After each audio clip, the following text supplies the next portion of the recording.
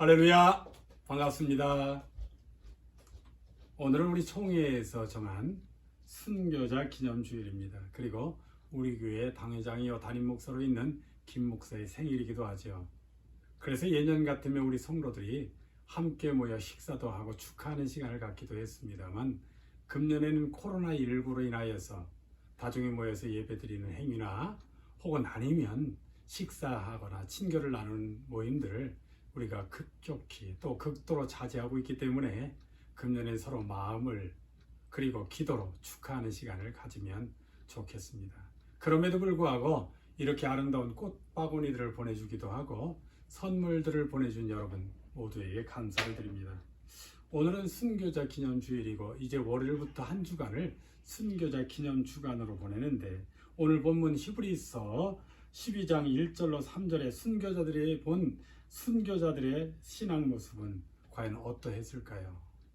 그리고 오늘날 우리 신앙을 점검하고자 하는 이 모습 속에서 초대교회와 우리 대한민국에서 많은 순교자가 어떤 믿음을 가지고 순교했을까요? 저는 복음성가 내일 일은 난 몰라요 3절을 종종 읊조리기도 합니다. 가사를 보면 순교자의 본을 받아 나의 믿음 지키고 순교자의 신앙 따라 이 복음을 전하세. 6월은 한국교회에 특별히 많은 눈물과 탄식과 고통을 안겨준 달이기도 합니다. 그 가운데 특별히 많은 순교자들을 배출한 달이기도 합니다. 사랑하는 여러분, 오늘날 한국교회 성장이 바탕되는데 순교자의 피가 가장 귀한 베이스가 되었다는 사실을 우리는 기억해야 하는 것입니다. 한국교회 순교자 기념사업회가 파악한 순교자가 245명으로 알려져 있습니다. 그런데 그 중에 181명, 약 73.9%가 1950년 전쟁통에 있었다고 하는 사실입니다. 사랑하는 여러분, 순교자들의 신앙, 순교자란 무엇일까요? 순교자는 증인입니다. 혹은 증거자입니다. 백과사전에는 순교자를 이렇게 정의해 놓고 있죠. 어느 종교에서 자신의 믿는 신앙을 지키기 위해서 죽음을 선택하는 것, 그리고 죽음을 선택해서 순교하는 사람들을 순교자라고 부르고 있습니다. 순교는 신앙을 위해 죽는 것이므로 우리 믿음에 있어서 가장 아름다운 믿음의 절정이요 꽃이라 아니할 수가 없습니다. 그러므로 순교자는 하늘나라에서 가장 큰 상급을 받을 수밖에 없다는 사실을 우리는 압니다. 초대교회 교부 터툴리아는 순교의 피는 교회의 씨앗이라 이렇게 말하고 있습니다. 순교의 피가 흘려진 곳에 생명이 사는 역사가 일어나고 있는 것입니다. 순교의 피가 베이스가 된 곳에 생명의 역사뿐 아니라 교회가 왕성히 일어났습니다. 바로 대한민국이 이렇게 부흥성장하는 것입니다. 신약성경 순교 내용에는 실제 죽임을 당하고 예수 증인으로 신앙을 지키다 복음을 전파하다 죽음을 당하며 그리스도의 신앙을 반대하거나 증언한 자들에게 죽임을 당하며 박해 현장에서 죽임을 당하는 사건들로 기록되어 있습니다. 존슨 교수는 순교 자료를 준비하고 조사하면서 순교는 피를 흘리고 죽임을 당하고 사형을 당하고 암살을 당하고 살해를 당하고 등에 칼을 맞아 죽고 돌에 맞아 죽고 몽둥이로 맞아 죽고 참수를 당하고 산채로 잡아먹히고 가스칠식을 당하고 독주사를 맞고 전기 처형을 당하고 질식사 당하고 끓는 기름에 던져져 죽고 산채로 불에 타서 죽고 익사시켜 죽고 세중 앞에서 화형식을 여러 화형당하고 대량 학살을 당하고 십자가에서 죽음을 당하고 잔인한 집단 폭력으로 매맞아 죽음을 당하기도 하고 목매달아 죽음을 당하기도 하고 총살당하기도 하고 창살당하기도 하고 달리는 차에 던져져 죽기도 하고 갇혀 굶어 죽기도 하고 산채로 묻히기도 하고 압사당하기도 하고 독살당하기도 하고 아사당하기도 하고 약물주입을 당하기도 하고 매질당하기도 하고 구금 중에서 감옥에서 옥사하기도 하고 추록 후에 사망하기도 하고 죽도록 방치하거나 묵인하는 등의 폭력을 발생케 해서 자발적으로 피자발적으로 목숨을 잃게 되는 그러한 것들 50여 가지를 순교 형태로 표현했습니다. 사랑하는 여러분, 역사학자 김남직 박사는 이 같은 순교 행동들은 어떤 것이 진실로 순교인가를 우리에게 명백히 보여준다고 말하고 있습니다. 어떤 면에서 순교라는 것은 너무나 무섭고 끔찍합니다. 히브리서 기자는 우리가 본문을 통해서 12장 1절에 이러므로 우리에게 구름같이 둘러싼 허다한 증인들이 있으니 라고 말씀합니다. 우리에게 구름같이 둘러싼 허다한 믿음의 증인들은 누구일까요? 대부분의 그들은 예수 그리스도를 믿는 믿음으로 말미암아 순교당한 순교자들일 것입니다. 믿는 우리들이 그 증인들이 우리를 둘러싸고 있고 격려하고 있습니다. 왜 그렇습니까? 이 증인들이 끝까지 믿음을 지켰고 끝까지 하나님으로부터 인정받은 신앙을 지킨 용사들이기 때문에 이러한 허다한 증인들이 우리를 단순히 구경꾼으로 지켜보는 것이 아니라 우리가 신앙을 지키도록 응원하고 격려하고 우리도 순교신앙처럼 믿음을 지키라고 외치고 있습니다. 그 중에 한 명도 들자면 스데반을 들 수 있죠. 스데반도 역시 이렇게 순교한 사람 중에 한 사람입니다. 자신들이 믿음으로 살고 믿음으로 고난을 받고 믿음으로 견뎌내고 믿음으로 이겼기에 우리도 그런 믿음으로 살아야 한다는 것입니다. 이것이 바로 허다한 증인들이 우리에게 요구하는 순교의 신앙이요, 순교자들의 신앙을 본받는 것입니다. 사랑하는 여러분, 순교자의 허다한 무리들이 우리에게 보여줍니다. 그것은 무엇입니까? 이구동성으로 표현하는 것은 우리의 믿음을 본받아 너희도 신앙을 지켜라 하는 것입니다. 예수 그리스도가 그렇게 보이셨습니다. 우리의 믿음의 선배들이 그렇게 믿음을 지켰습니다. 허다한 증인들이 순교자들이 굳게 부여잡았던 것은 오직 예수 그리스도요 말씀이요 신앙이었고 그들이 보여준 것은 바로 믿음의 본이었습니다. 그러면 그들이 우리에게 무엇을 말하고 있습니까? 첫째로 벗어버리는 신앙의 모습을 가지라고 하는 것입니다. 1절이지요. 히브리서 기자는 벗어버리라고 합니다. 그러면 무엇을 벗어버려야 할까요? 무거운 짐들을 벗어버려야 하는 것입니다. 육상 선수에 대해서 빗대고 있습니다. 육상 선수들이 두꺼운 옷이나 무거운 신발을 신고 뛰지 않고 반바지나 가벼운 티와 아주 전문화된 육상화를 신고 그들은 경주를 합니다. 왜냐하면 무거운 옷들이나 신발들은 그들을 달리는데 자꾸만 더디게 하고 끌어잡기 때문입니다. 오늘 히브리서 기자가 바로 육상 경기의 이 모습을 비유한 것은 우리가 경기를 하려고 할 때 우리 몸에 허다한 무거운 짐들을 다 벗어버리라고 하는 것입니다. 여러분에게 어떤 무거운 짐들이 있습니까? 오늘 이 시간에 벗어버리십시오.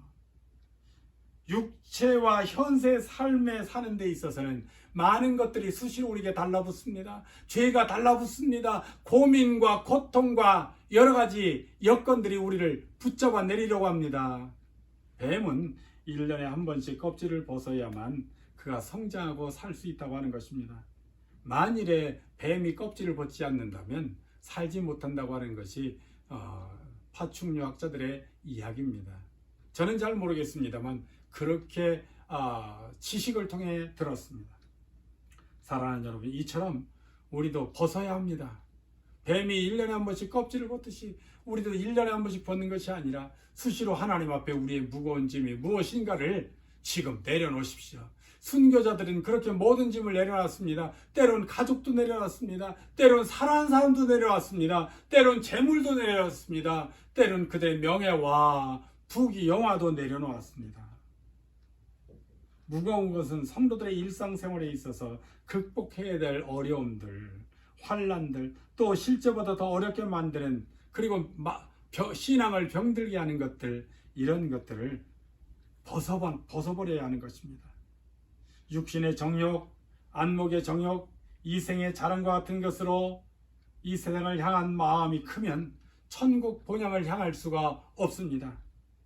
또한 우리가 얽매이기 쉬운 죄를 벗어버려야 하는 것입니다. 죄는 우리가 처한 상황에 우리 재질, 우리 교제를 통해서 우리에게 큰 불이익을 주기도 합니다.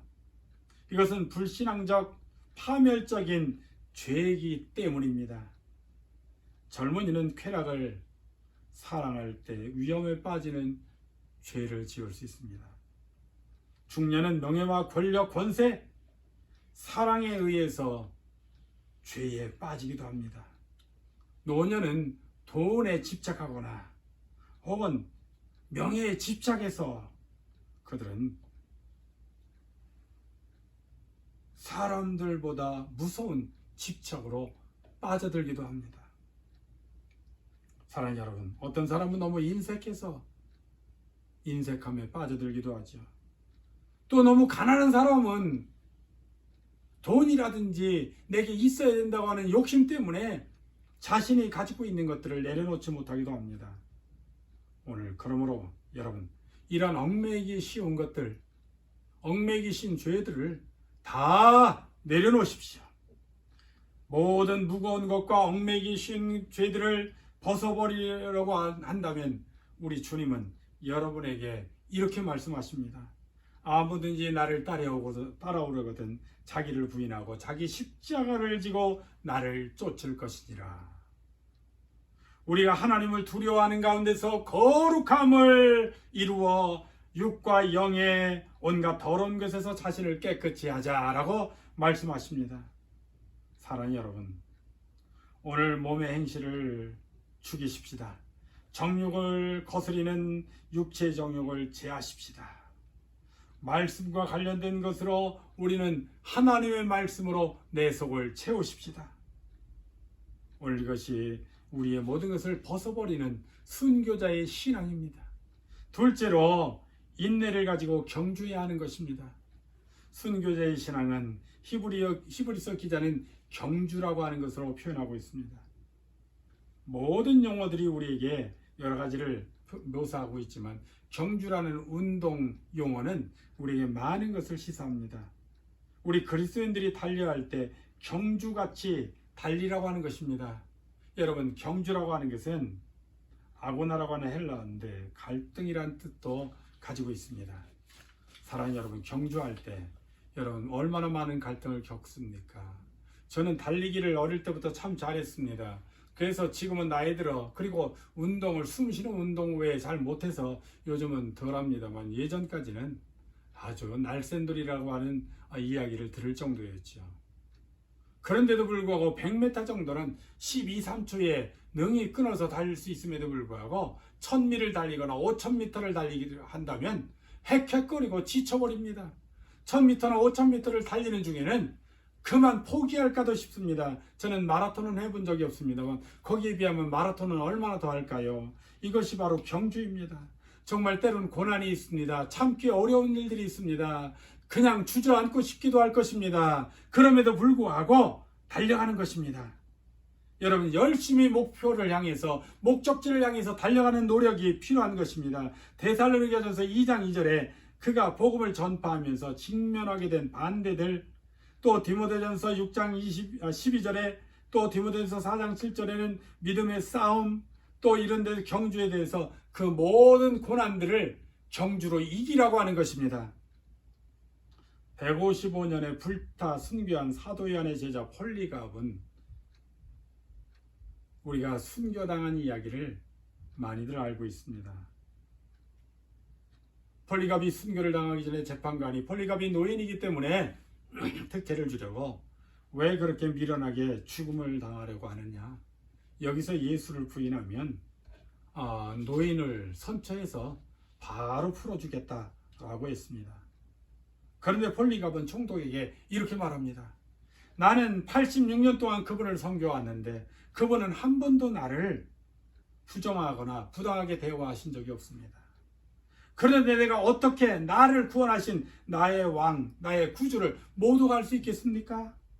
라고 말하자 청중들이 일어났습니다. 저놈을 죽이라, 십자가에 불태워라, 난리쳤습니다. 군중들은 앞장서서 장작과 밀집이나 이런 것들을 갖다 쌓았습니다. 그리고 폴리갑을 그 위에 세우고 나무에 묶으려고 했습니다. 이때 폴리갑은 이렇게 표현합니다. 여러분, 나를 묶을 필요 없습니다. 나를 이대로 두시오. 나에게 화형을 견뎌낼 만한 믿음을 주실 것입니다. 사랑하는 여러분, 결국 폴리갑은 말뚝에 묶이지 않고 불에 타기 시작했습니다. 폴리갑은 마지막 기도를 드립니다. 사랑하는 복된 아들 예수 그리스도를 통해 우리에게 당신에 관한 지식을 주신 아버지여, 당신 앞에 살고 있는 모든 천사들과 천군들과 피조물, 그리고 모든 의인들의 아버지 하나님이시여, 당신께서 오늘 이 시간 나로 사역은 순교자의 반열 그리스도의 잔에 참여하게 하시어 내 몸과 영혼이 성령에 썩지 않는 축복 속에서 영생의 부활을 얻기에 합당하게 여겨주심을 감사하나이다 하고 마지막 기도를 드리고 순교했습니다. 사도 요한은 서머나 교회에 보낸 편지에서 내가 장차받을 고난을 두려워하지 말라 라고 말합니다. 순교자들이 보여준 신앙, 그것은 죽도록 충성하는 인내가 필요하다고 하는 것입니다. 사랑하는 여러분, 아까 50여 가지의 순교의 행태를 우리가 보았고 폴리갑의 화형식의 행태를 보았습니다만, 그들은 불 속에서 혹은 죽음 속에서 즐거웠을까요? 물론 육체의 고통은 있었겠습니다만 아마 영적으로는 큰 환희 속에 빠져 있었을 것입니다. 폴리갑은 인내로서 경주를 함으로 순교의 본을 보여주었습니다. 히브리서 11장에 나오는 허다한 증인들, 즉 믿음의 영웅들은 이러한 경주를 모두 감당하신 분들입니다. 사랑하는 여러분, 여러분도 이 믿음의 경주를 감당하십시오.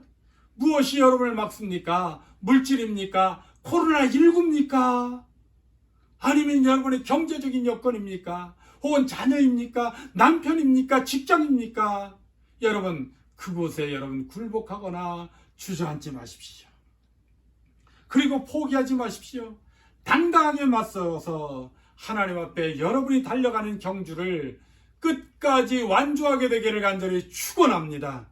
세 번째, 끝으로 예수님을 바라보아야 합니다. 순교자의 모든 공통점은 하나같이 예수님을 바라보라고 하는 것입니다. 여기서 바라보자고 하는 것은 동사로 볼 때 단순히 앞으로 응시하라 이런 표현이겠습니다만 그렇지 않습니다.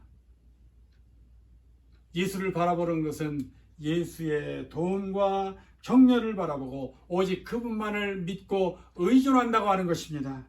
사랑하는 여러분, 눈을 떼지 않고 그분만을 바라보는 것. 우리 가정에 이든이라고 하는 아주 멋들어진 손자가 있습니다. 이제 한 4달쯤, 100일 지나고 4달쯤 지나고 있는데 하루하루 다르게 이렇게 성장합니다. 그런데 우리 집에 와 있을 때 제가 무엇을 말하면 그저 1분이든 2분이든 3분이든 끝까지 응시하고 바라보고 있습니다. 저는 아기가 저렇게 바라보는 것이 너무 신기해서 알아듣는지 못 알아듣는지 알지 못하지만 이든이를 향해서 주저리 중얼거립니다. 그러면 이든이는 반응을 합니다. 웃어주기도 하고 소리를 지르기도 합니다. 깍깍하고 으하하고 이런 소리들을 나에게 들려줍니다. 사랑하는 여러분, 오직 예수만 바라보는 것, 여러분 힘들고 어렵습니까? 고통스럽습니까? 아니면 코로나19 때문에 너무 어렵습니까? 경제적으로 또 사업적으로, 아니 우리나라 80% 이상의 개척교회 혹은 중소교회가 아닌 작은 교회들이 사람들이 모이지 않아 운영하는데 힘듭니까? 예수만 바라보십시다. 여러분 가정에 여러 가지로 어렵고 힘든 일이 있습니까? 예수만 바라보십시다. 우리 주님 앞에 두 눈을 고정시키고 일편단심 그분만을 향하십시다. 저는 제 호를 주시라고 정했습니다. 이건 고등학교 때부터 정해서 주시라고 했는데, 주시는 주님이 나를 바라보신다. 또 내가 주님만을 바라본다라고 하는 것입니다. 그러다가 이제 컴퓨터 시대, 또 핸드폰 시대, 모바일 시대가 되다 보니까 많은 여러 가지 아이디들 혹은 아니면 여러 가지 닉네임들 쓰다 보니까 저도 그렇게 닉네임으로 쓰는 줄 알고 사람들이 가끔 묻습니다. 닉네임 주시가 꽤 괜찮습니다. 그래서 저는 이렇게 말합니다. 그것은 호입니다. 지금 몇십 년 전부터 사용했는데 주님이 나를 바라보신다. 또 내가 오직 주님만을 바라보신다. 해바라기와 같습니다. 한국어로 하면 주바라기겠죠. 사랑하는 여러분, 주님만을 바라보고 사십시다. 저도 오직 목양 일념으로 지금 40여 년 이상을 오직 주님만을 바라보고 목양하면서 목회하면서 달려왔습니다. 오늘 여러분은 누구를 바라보고 삽니까? 코로나19 때문에 가끔 세상을 바라보지는 않습니까? 혹은 도움을 줄 사람들과 도움을 줄 교회들과 도움을 주는 목사님과 혹은 도움을 주는 성도들을 바라보고 있습니까? 물론 그들도 바라봐야겠죠. 예수 바라보고 사십시다. 예수는 우리 믿음을 온전케 하시는 분이시고 성경의 모든 약속들과 예언들을 온전케 하시는 분이십니다. 그리고 성경을 완성시키시는 분이십니다. 예수 그리스도는 온전한 은혜를 주시는 분입니다. 그의 백성을 그의 영혼들의 능력으로 역사하셔서 믿음을 생기게 하시는 분입니다. 믿음은 들음에서 나고 들음은 그리스도의 말씀으로 말미암느니라고 주님 말씀하지 않습니까? 예수님께서는 경주와 진로에서 죄인들이 이같이 자기에게 거역한 일들을 참으셨습니다. 자기를 멸시하는 것을 참으셨습니다. 자기를 비난하는 것을 참았습니다. 그리고 주님은 그의 능력으로 그 모든 것을 헤쳐나갈 수 있음에도 불구하고 하나님의 뜻에 맡겼습니다. 오직 하나님만을 바라보았습니다. 십자가를 지기까지 주님이 달리는 순간에도 하나님께만 외쳤던 것을 우리는 봅니다. 나의 하나님이여, 나의 하나님이여. 오늘 사랑하는 여러분, 여러분의 고통, 근심, 환난, 고난, 어려움, 그때 여러분은 무엇을 바라보십니까? 든든한 회사, 든든한 나라, 든든한 재정, 든든한 교회, 혹은 아니면 든든한 이웃, 내게 물주, 그들도 바라봐야 할지 모릅니다만 오직 주님만 바라보십시오. 우리가 주님만을 응시하고 주님만을 바라본다면 우리 주님은 우리를 구원해 주시고 우리를 바로 서게 만들고 허다한 순교자의 정인들처럼 우리의 믿음을 지키게 될 것입니다. 그러므로 예수님과 관련해서 우리에게 지켜야 할 의무는 과연 무엇입니까? 그것은 바로 예수님을 바라보는 것입니다. 다시 말해서 우리는 예수님을 본받아 그분이 어떻게 걸어왔는가를 바라보는 것입니다. 따라가야 하는 것입니다. 우리는 우리 모두의 고난과 혹은 여러 가지 여건 속에서, 환난 속에서 오직 우리 주님만을 바라보면서 저 천국을 향해 달려가기를 간절히 축원합니다. 사랑하는 여러분, 주님은 온전히 바라볼 때에 우리는 힘이 생기고 능력이 생깁니다. 또 용기가 생깁니다. 왜냐하면 그리스도와 함께 참으면 또한 왕로로 탈 것이라고 주님이 말씀하셨기 때문입니다. 이 소망이 신자들에게 고난에 맞서서 견딜 수 있는 용기요, 능력이요, 힘입니다. 사랑하는 여러분, 순교자 바울은 관제와 같이 벌써 내가 부음이 되고 나의 때가 기약이 가까웠도다. 나의 떠날 기약이 가까웠도다. 내가 선한 싸움을 싸고 나의 달려갈 길을 마치고 믿음을 지켰으니 이제 후로는 나를 위하여 의의 면류관이 예비되었으므로 주 곧 의로우신 재판장이 그날에 내게 주실 것이니 내게만 아니라 주의 나타나심을 사모하는 모든 자에게니라. 할렐루야. 사랑하는 여러분, 오늘 순교자 기념 주간에 또 주일에 오늘 우리가 해야 될 것은 오직 예수를 바라보는 것입니다. 그리고 믿음의 경주를 하는 것입니다. 오늘 그러한 우리 성도들이 되어서 우리 교회와 또 오늘 영상을 통해서 예배를 드린 모든 성도들이 순교자의 신앙을, 순교자의 믿음을 굳건히 지키는 우리 교회 성도들과 영상 시청하는 모든 성도들에게 충만하기를 간절히 축원합니다. 할렐루야. 기도하십시다. 좋으신 아버지 하나님 감사합니다. 오늘 순교자 주일 예배를 드렸습니다. 하나님, 순교자처럼 우리의 신앙을 지켜나가게 도와주옵소서. 코로나19로 인하여서 우리는 너무도 길고 긴 어려운 나날들을 보내고 있습니다. 때론 많은 교회들이 신앙을 이래서 지키겠느냐라고 반문까지도 하기도 합니다. 그럼에도 불구하고 우리는 든든하게 신앙을 지키고 있습니다. 왜냐하면 순교자들이 그렇게 믿음을 지켰기 때문입니다. 그리고 오직 예수만을 바라보았기 때문입니다. 우리가 예수만을 바라보고 저 천국을 향해 달려가는 성도들 되게 도와 주시옵소서. 오늘도 함께 하심을 감사드리오며 예수님의 이름으로 축복하며 기도드리옵나이다. 아멘. 할렐루야. 감사합니다.